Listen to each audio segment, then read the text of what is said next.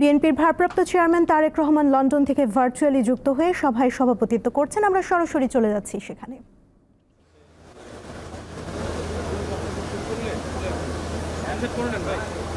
গণহত্যাকারী fascist Hasina দেশ ছেড়ে পালানোর পর দেশে গণতান্ত্রিকামী মানুষের সামনে বাংলাদেশকে পুনর্গঠনের এক অপার সম্ভাবনার দ্বার উন্মুক্ত। বিশ্বাস করার জন্য এরই মধ্যে যন্ত্র শুরু হয়েছে।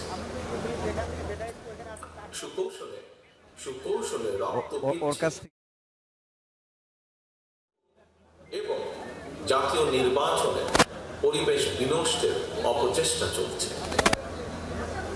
জাতীয় ঐক্য এবং জাতীয় নির্বাচনের পরিবেশ বিনষ্টের চক্রান্তের বিরুদ্ধে আমি আজ দেশের কৃষক, শ্রমিক জনতা, আলেম ওলেমা, পীর মাশায়েখ তথা সকল শ্রেণী পেশার মানুষকে, আপনারা আজ এখানে যারা উপস্থিত হয়েছেন, আপনাদের প্রত্যেকের মাধ্যমে তাদেরকে সতর্ক থাকার আহ্বান এবং অনুরোধ জানাই।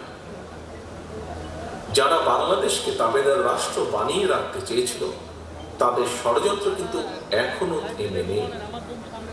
সংস্কার কিংবা স্থানীয় নির্বাচন এসব ইস্যু নিয়ে জনগণের সামনে এক ধরনের ধূম্র জাল সৃষ্টি করা হচ্ছে। রাষ্ট্র এবং রাজনীতিতে সংস্কার একটি ধারাবাহিক প্রক্রিয়া। বিএনপির কাছে সংস্কারের ধারণা নতুন কিছু নয়।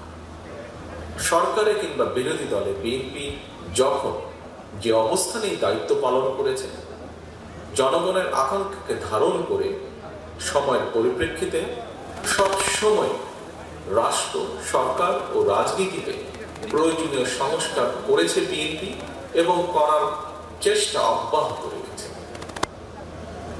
1975 সালের 7ই নভেম্বরের পরে দেশে বহুদলীয় গণতন্ত্র প্রতিষ্ঠা, সংবিধানের 5ম সংশোধনের মাধ্যমে মুক্তিযুদ্ধের আকাঙ্ক্ষার প্রতিফলন, 1991 সালে দেশে সংসদীয় সরকার প্রতিষ্ঠা, এই সবই ছিল রাষ্ট্র রাজনীতির ময়দানে যুগান্তকারী সংস্কার।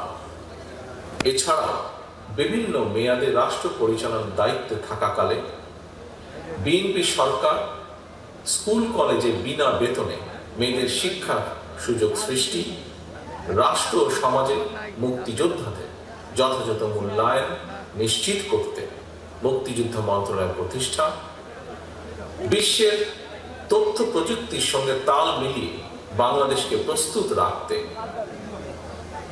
বিজ্ঞান এবং তথ্য প্রযুক্তি বিষয়ক মন্ত্রণালয় প্রতিষ্ঠা, প্রবাসী বাংলাদেশিদের কল্যাণ নিশ্চিত করতে প্রবাসী কল্যাণ ও বৈদেশিক কর্মসংস্থান মন্ত্রণালয় প্রতিষ্ঠা,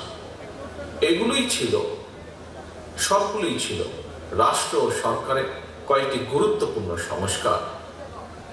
প্রিয় সহকর্মীবৃন্দ, এই ধরনের আরো বহু সংস্কারের উদাহরণ আমরা উপস্থাপন করতে পারব।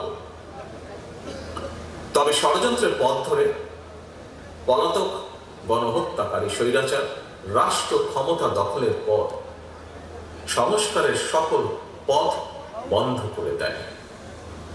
বাংলাদেশকে চিরতরে তাবেদার রাষ্ট্রে পরিণত করে রাখতে গত 1.5 দশকে দেশের শিক্ষা ব্যবস্থাকে প্রায় ধ্বংস করে দিয়েছিল, দেশের প্রতিরক্ষা ব্যবস্থাকেও নাজুক করে তুলেছিল, টাকা পাচার আর লুটপাট চালিয়ে দেশের অর্থনীতিকে ভঙ্গুর করে দিয়েছিল, অকার্যকর করে দেওয়া হয়েছিল দেশের সকল সাংবিধানিক এবং বিধিবদ্ধ প্রতিষ্ঠান, জনগণের ভোটের অধিকারকে হরণ করে জনগণকে রাজনৈতিকভাবে ক্ষমতাহীন করে দিয়ে দেশের স্বাধীনতা সার্বভৌমত্বকে বিপন্ন করে তুলেছিল।